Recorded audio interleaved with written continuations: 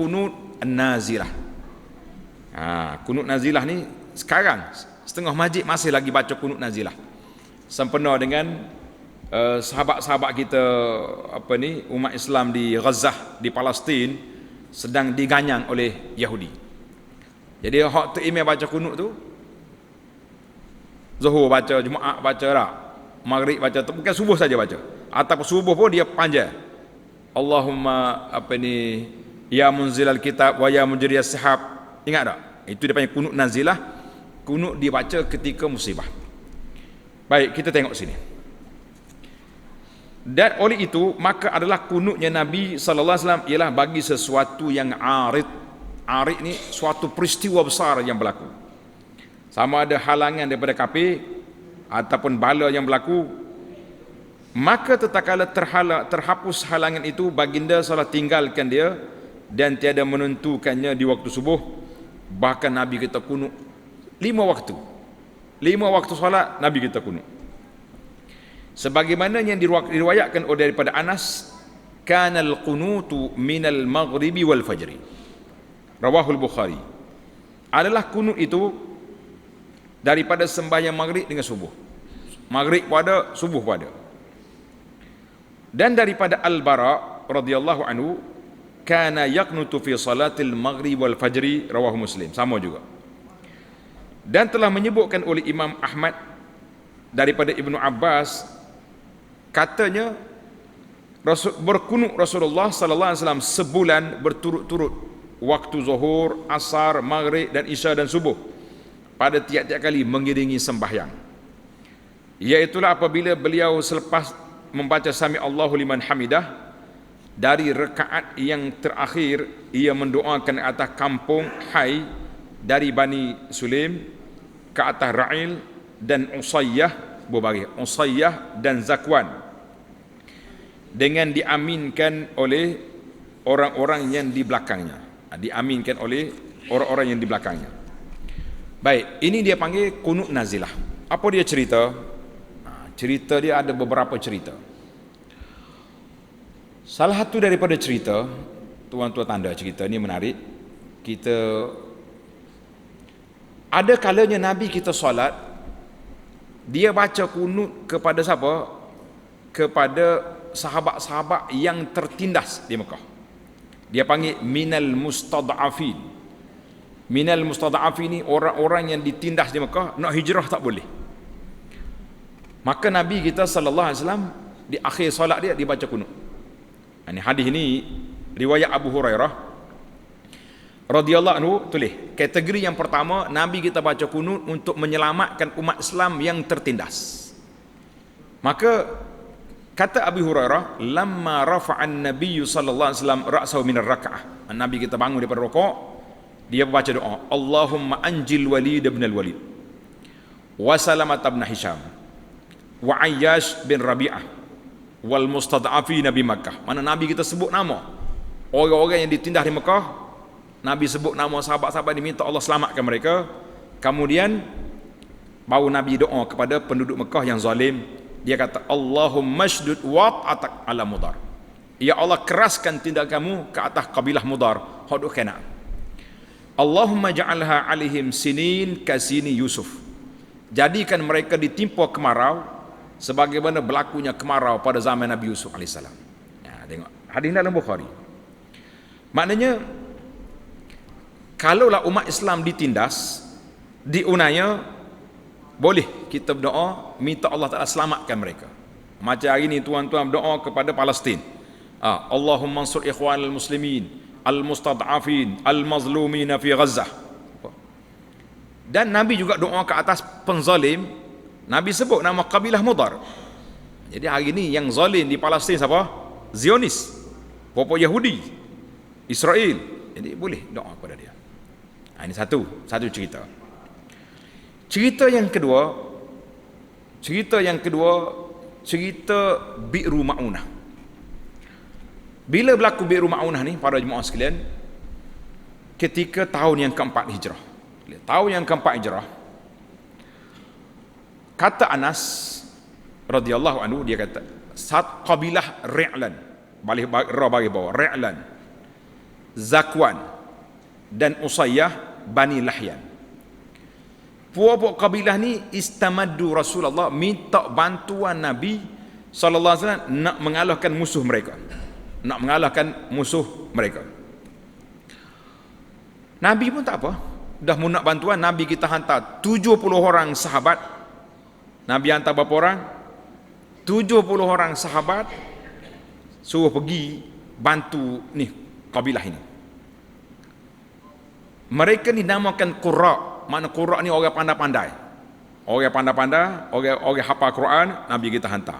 Mudah-mudahan dapat bantu mereka, dapat mengajar dakwah kepada mereka. Tapi apa boleh buat? Jadi sahabat-sahabat Nabi ni pada siang hari berkawal, malam duk solat, sampai satu tempat nama dia Bi'ru Ma'unah. Bila sampai di Bi'ru Ma'unah, puak-puak hak tadi, geng-geng hak minta bantuan Nabi, rupanya mereka khianat. Qatalu wa ghadaru bihim, mereka bunuh sahabat-sahabat Nabi. Allahu Akbar. Tengok ni, orang nak pergi tolong dia pergi bunuh sahabat Nabi. Marah tak marah Nabi? Kita dengan lo ni pun nak marah lagi. 1400 tahun dah berlaku ni. Nah, kita nak tolong orang khianat pada kita. Berat. Allah, fa balagha zalika Nabi sallallahu alaihi wasallam. Maka sampai kepada Nabi sallallahu alaihi wasallam peristiwa yang berat ini. Tengok adalah hadis tadi. Maka Nabi kita sallallahu alaihi wasallam qanata. Nabi kita kunut syahran, sebulan Nabi kita doa fi subhi ala ahya min ahya'il Arab. Nabi kita doa sebulan dalam salat subuh dia kepada puak-puak ni. Puak-puak ni Allahu Akbar.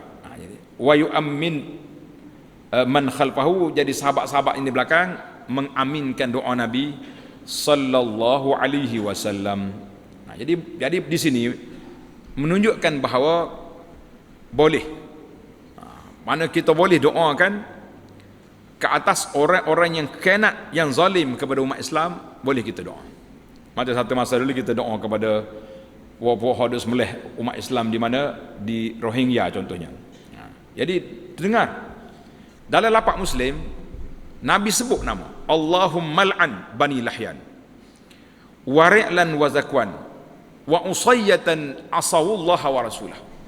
Ya Allah, laknatlah puak-puak Bani Lahyan, Ri'l dan Zakwan, dan Usayyah yang telah menderhaka kepada Allah dengan Rasulnya sallallahu alaihi wasallam.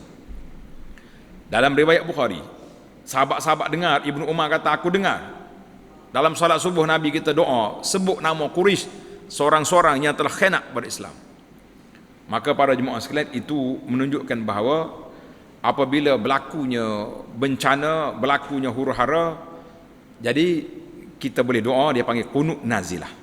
Qunut nazilah. Maknanya bahasa nazilah ni bahasa agak kasar lah sikit. Nah, pada setengah orang dia kata, oh ya apa ni? Apa ni, nak suruh hantar anjing ni macam mana pula ni? Kita tengok apa cerita anjing. Tuan-tuan nak dengar cerita kan? Baru kita tahu. Ni ada setengah orang dia kata, ni anda tengoklah, dia duk bahas sama dia. Dia kata tu Imam ni bila berlaku kes Palestin ni, duk doa wasallit alaihim kalbam min kilabik, keraskan ke atas mereka anjing-anjing. Anjing hak tu hatam mari macam mana. Dalam Al-Imam Al-Baihaqi dalam Dalailun Nubuwah, dia kata salah seorang daripada sepupu Nabi, nama dia Utbah bin Abi Lahab. Utbah bin Abi Lahab, ataupun nama dia Lahab bin Abi Lahab. Sebab Abu Lahab tu bukan nama dia, gelar dia Pok Lahab. Ada kata nama dia ni Lahab, ada setengah ulama nama dia Utbah. Utbah ataupun Elias Lahab bin Abi Lahab. Gapo dia buat? Apa dia buat ni? Kana yasubbun Nabi. Dia duk maki Nabi, duk hina Nabi sallallahu alaihi wasallam. Faqala Nabi sallallahu, Nabi pun doa, Allahumma sallit alaihi kalban min kilabik. Ya Allah, hantarlah kepada Lahab ni, kepada Utbah ni, anjing-anjingmu. Hantar lagi. Apa jadi? Ini doa Nabi, para jemaah sekalian, bukan doa main-main. Katanya, fa kharaja fi qafilatin. Jadi rombongan perdagangan nak pergi ke Syam, rombongan perdagangan nak pergi ke bumi Syam. Biasa orang Quraisy ni dia nega ke. Rihlatus syita' was saif. Musim panas dia pergi ke Syam. Musim sejuk dia pergi ke Yaman contohnya. Jadi waktu nak pergi ke Syam, fanazala manzilan. Berhenti di satu tempat, nak berehat lah. Moga dia jalan dengan utara begitu, nak berehat. Si Utbah ni dengar anjing. Anyutan. Serigala ke apa. Sudah. Dia mula takut. Dia ajak ke kawan-kawan dia, ini akhafu da'wata Muhammad. Kakak ni tahu. Dia kenal sepupu dia. Nabi SAW sepupu dia. Tapi bahasa je ni. Alah, kita kata tak ada hidayah lah senang. Tak. Kata uduh-uduh pun tak comel juga bahasa kita. Dia kata, ini akhafu da'wata Muhammad.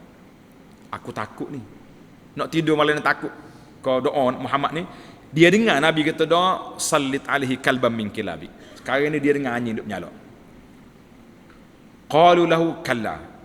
Bos jangan bimbang. Dia ambil bagai-bagai dia, buat likungan gitu, letak Utbah ni tengah. Orang lain tidur tepi. Nak jaga takut anjing mari. Apa jadi? Fahattu mata'ahu haulahu wa qa'adu yahrusunahu. Likur dengan barang-barang. Tengah dia tidur malam, faja'al asadu fantaza'ahu fazahaba bihi. Tengah duk tidur malam, asad, singa, kau mari cekuk dia awak lagi. Sedar-sedar tengok, Utbah tak ada. Ini kata di para ulama, hadzal hadis, cerita ni diriwayat oleh Abu Nu'aim fi Dalail wa hasanahu al-Hafiz Ibnu Hajar fi Fathil Bari wal Aini fi Umdatil Qari. Jadi sanad cerita ni baik.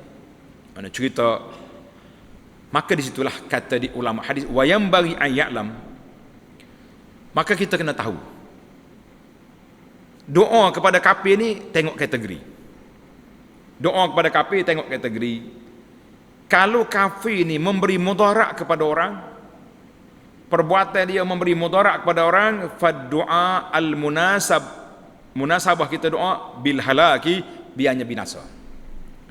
Ya Allah, ambillah tindakan kat tahu kafir ni. Allahumma alaika bihim fa innahum la yu'jizuna. Allahumma sallit alaihim kalbam min kilabik. Hantar mari anjing. Tak kira lah. Yang penting anjing ni jenis binatang yang backing. Hak mari ambil Utbah ni siapa? Asad, singa. Dia tahu. Buat kafir ni, kafir Mekah ni, dia kenal Nabi, bukan pembohong. Lepas tu bila dia dengar, takut aku malam ni. Takut kau mari ambil semua. Ada waqad yakunul ansab, ada kalanya doa lebih baik bil hidayah. Mana kalau kafir ni pok turuk dia ni. Bukan kepala pengak, bukan kepala samsing. Baik kita doa hidayah. Ya Allah beri hidayah kepada dia. Mudah-mudahan dia jadi baik, muka jadi baik. Maka di situ kata ulama kita tengok. In kana mu'ziyan. Mana kalau kafir ni memberi mudarat besar. Contohnya orang kafir ni pengaruh dia besar. Kalau dia mari orang terfitnah dengan dia. Jadi haru habis dunia ni, maka elok boleh kita doa salit alhim kalbam min kilabik, hantar marilah anjing-anjing, maknanya hukuman Allah Ta'ala ke atas mereka, biarlah dia binasa, duduk atas dunia pun tak ada faedah, memberi mudarat pada Islam. Tapi kalau kita kata dia ni ada harapan lagi nak jadi baik, nak jadi juru, kejahatan dia pun tidaklah melampau sangat, jadi bolehlah kita doa supaya Allah Ta'ala beri hidayah kepada dia. Banyak juga. Satu masa ketika Nabi SAW sedang solat dekat Kaabah. Nabi duduk solat dekat Kaabah. Si kafir ni mari campur perut lembu, perut unta atas kepala Nabi. Nabi kita doa seorang-seorang. Nabi sebut nama. Allahumma alaika bi fulan. Allahumma alaika bi fulan. Kalau tak silap 8 orang kata berapa orang nama. Nabi sebut. Kafir dengar. Allah. Muhammad sebut nama aku. Dia mula takut. Dia tahu benda betul tapi tak mau ikut. Kata orang kedebel tak tepat. Orang besar sekalinya tak ada hidayah lah. Tak ada rezeki dia. Kata di para ulama sirah, nama-nama Nabi, nama-nama Nabi sebut tadi, semua mati dalam peperangan Badar. Siapa di Badar, mati belakang situ. Allah SWT wahyu pada Nabi SAW, dia boleh tunjuk tepat. Haza masra'un fulan. Nabi kata sini tempat Abu Jahal mati, sini tempat orang ni mati, sini tempat orang ni mati. Nabi sebut dengan wahyu daripada Allah Taala. Siapa situ mau kena. Sama ada dia dibunuh oleh sahabat ataupun dibunuh oleh malaikat. Yang pentingnya tepat. Pasal itulah kalau kita pergi sekarang ni ada setengah orang pergi tempat, bawa pergi ke Badar, pergi duk tunjuk tepat. Kalau tunjuk tepat tak betul, siapa dia tengok masa tu. Cuma Nabi isyarat je sini-sini. Tapi kalau kita kata isyarat, orang panggil macam apa dia ni, petunjukkan dia panggil, apa dia tunjukkan orang panggil? Ni orang tunjuk gambar-gambar gitu kan, contoh tu. Simulasi. Kita nak kata simulasi Nabi tunjuk gini-gini, itu boleh. Kita apakah lagi ke Badar, kita ayat juga sini Abu Jahal sini. Jadi nak tunjuk spesifik tepat, lah. Penceramah-penceramah di Madinah boleh tahu juga. Dia bawa anak, dia kata nak pergi tunjuk tempat Nabi jatuh, pecah gigi dia sini. Waktu sini dia kata tanah dia turun sentiasa, timbul pun turun lagi. Dia kata lama aku duduk Madinah tak nampak tanah mendak. Jadi macam-macam cerita, jangan duk buat pelik. Yang penting bagi kita, doa kepada orang kafir ni dua kategori. Sama ada kita doa dia secara spesifik atas dia sendiri yang jahat, ketua dia sendiri, ataupun kita doa kumpulan dia untuk binasa, ataupun kita doa minta hidayah. Tengok keadaan lah. Ada setengah orang dia kata, oh kasar pokok Islam ni, nak suruh atas anjing lah, nak suruh tu, nak suruh ni. Kita kata kita dengan Yahudi Zionis ni, ayat tu yang padan dengan dia ni. Ayat lemah lembut tak ada apa. Ayat lemah lembut maknanya hirau kita dia. Satu lagi doa yang masyhur. Doa masyhur ni tuan-tuan selalu doa, Allahumma munzilal kitab wa mujriyas sahab wa hazimal ahzab. Atau ada riwayat kata munzilal kitab sari'al hisab Allahumma hzimil ahzab Allahumma hzimhum wa zalzilhum. Bila peristiwa itu?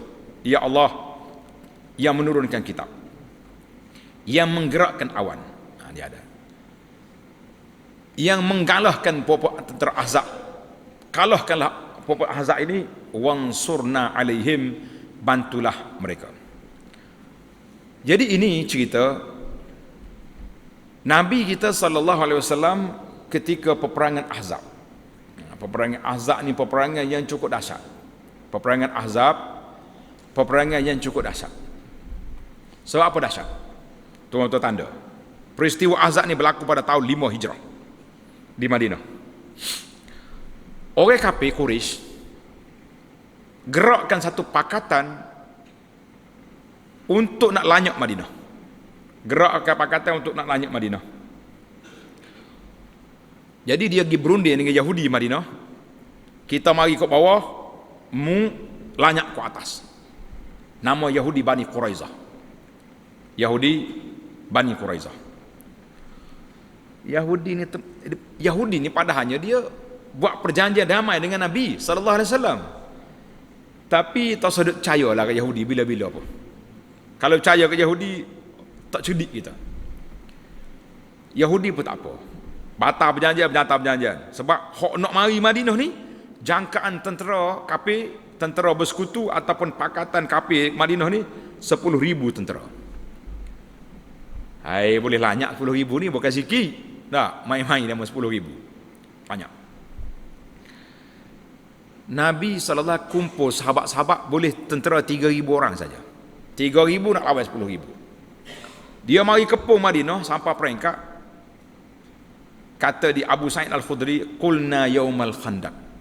Bila kita dikepung oleh tentera Ahzab, ya Rasulullah hal min syai' naquluhu. Rasulullah, kita nak baca apa ni? Qad balagatil qulubun hanajir. Hati duk tekok dah ni.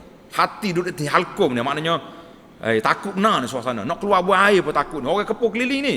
Yahudi pula belot. Hak bawah mari tentera Ahzab. Nak baca apa? Allahu Akbar. Maka Nabi kita ajar. Dengar ni tuan-tuan. Kalau kita takut, kita baca doa ni. Allahumma astur auratina. Kata. Allahumma astur auratina wa amin rawatina. Ya Allah, tutuplah aurat kami, kelemahan kami tudung. Wa amir rawatina, amankanlah rasa takut kami ni. Minta Allah Ta'ala hilangkan rasa takut. Kita nak lawan Ahzab, lawan tetap lawan, jangan takut. Kata Abu Sa'id, fadaraballahu wujuha ada, Allah Ta'ala hantar mari angin sejuk, terbalik kemah puak kafir. Wa zahamahumullahu birrih, Allah Ta'ala kalahkan tentera Ahzab dengan angin. Hadis hadis rawahu Ahmad dengan sanad hasan. Kata Abdullah bin Abi Aufa radhiyallahu anhu, da'a Rasulullah sallallahu ala al-Ahzab, doa Nabi ke atas tentera-tentera Ahzab, tentera bersekutu pakatan Quraisy. Allahumma munzilal kitab, sari al-hisab, ataupun ada riwayat kata wa mujriyat mujriyas sahab, sari al-hisab. Ya Allah yang menurunkan kitab, yang menjalankan awan, yang cepat hisab, ihzimil ahzab, ya Allah hancurkanlah tentera Ahzab.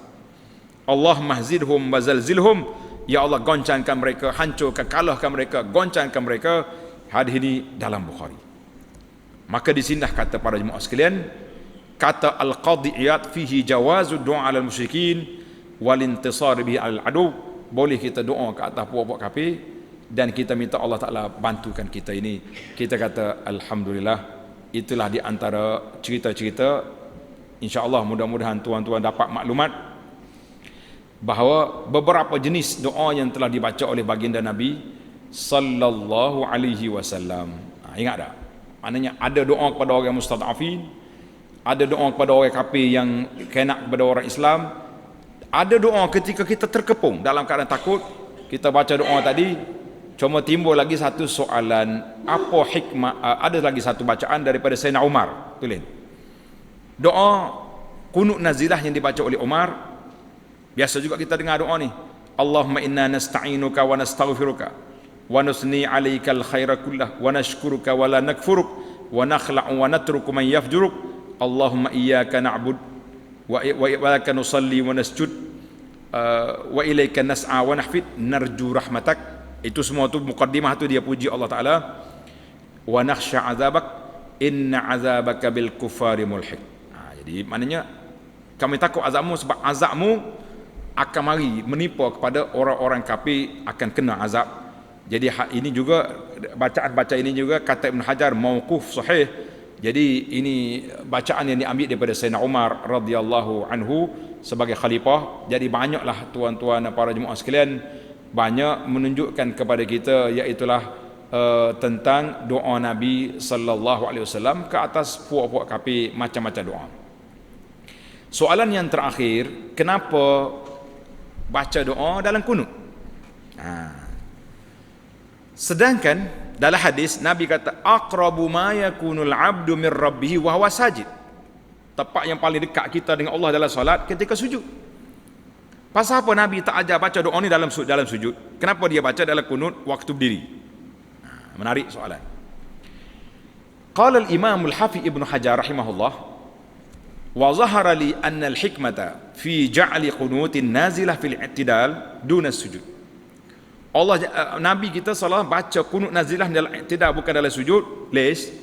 Sedangkan sujud itu tempat yang paling mustajab doa. Wa subutul amri bid du'a fi, sebabnya dalam sujud orang tak baca kuat. Tak ada dalam sujud kita boleh berdoa kuat. Allahumma sallit alaihim kalmam. Tak ada dalam sujud. Boleh baca kuat ni waktu mana? Waktu kita berdiri. Maka kata di para ulama, kata Ibn Hajar, annal matlub min qunutin nazilah an yusharikal ma'mum wal imam fi du'a walau bit ta'min. Maknanya kalau kita dengar doa, kita amin je lah. Amin, amin, amin. Kalau kita tak dengar, kita baca sendiri. Wa min sama, kerana itu ittifaq ulama.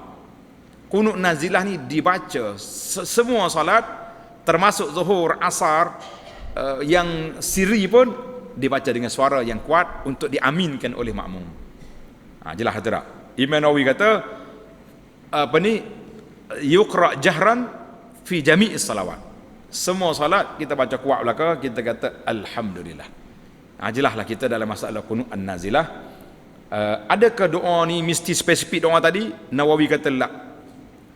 Ibn Nawawi kata was-sahih al-masyhur qata'a la tata'ayinu bihazi sirah. Tak semestinya doa ni ya, sallit alaikum kalban ataupun ya munzilal kitab Allahumma syattid syamlahum wa farriq jam'ahum.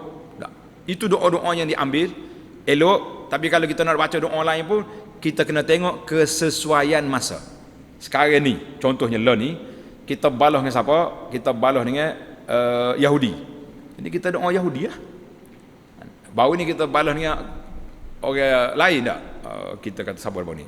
Ni hak duk bunuh sama umat Islam di Myanmar. Jadi kita kena doa kepada pemerintah tu. Jangan duduk Yahudi pula. Ataupun gapo dia hak bunuh orang Islam? Oryur nama. Mudah tak ingat dah pok kita ni. Ni tidak Melayu, mudah lupa ni, lupa belakang kita. Oryur. Irur bunyi macam-macam dah tu. Jadi masa tu kena doa kepada pemerintah yang zalim di sana. Maknanya doa kunut nazilah ni bukan tepat. Sebab itulah ana tegur sebagai imam, dia baca kunut pakai tag gitu lalu. Allahumma alaika bi'a'daina wa a'da'il Islam wal muslimin. Allahumma alaika, tak tahu siapa. Jadi kita kena spesifikkan bahawa kita kena sebut dulu. Ya Allah, berilah bantuan kepada saudara kami di Palestin. Ya Allah, ambillah tindakan kepada Yahudi. Ya Allah, ambillah tindakan kepada Zionis. Barulah Allahumma sallit alaihim. Ya Allah, hantarlah ke tentera-tenteramu, anjing-anjing ke singa-singa yang ganas kepada mereka, biar home tu balik kepada Yahudi. Sebab dia tak ada dhamir dulu. Dia kena ada nama baru ada dhamir. Barulah doa tu pergi ke siapa. Kita nak hala ke siapa? Hala tuju. Peluru doa kita tu nak pergi ke siapa? Kalau tidak, tak tahu siapa. Allahumma alaika bi'a'da'i. A'da'ina contohnya. Betul lah tu email tu balas dengan orang.